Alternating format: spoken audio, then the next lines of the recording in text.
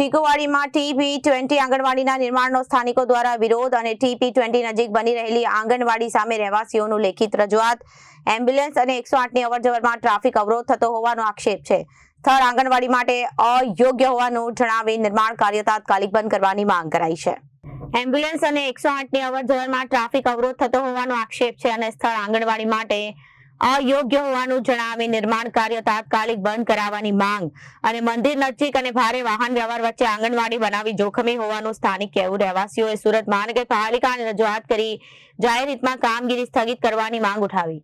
અવારનવાર લેખિત તેમજ મૌખિક રજૂઆત કરવા છતાં પણ અધિકારી દ્વારા ફરી કામ શરૂ કરાવી દેવામાં આવે છે તો કન્સ્ટ્રક્શન રોકવામાં નહીં આવે તો સોસાયટી દ્વારા ઉગ્ર વિરોધ કરવાની પણ ચીમકી આપવામાં આવી હતી।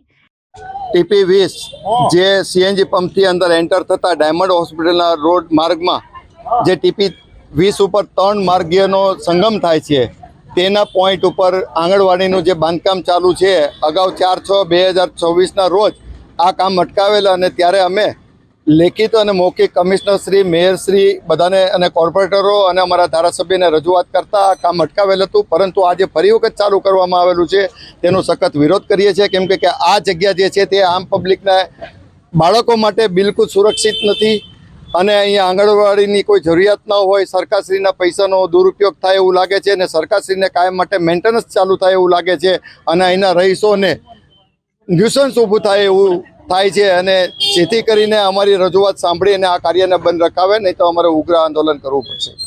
બ્યુરો રિપોર્ટ, જન આદેશ ન્યૂઝ।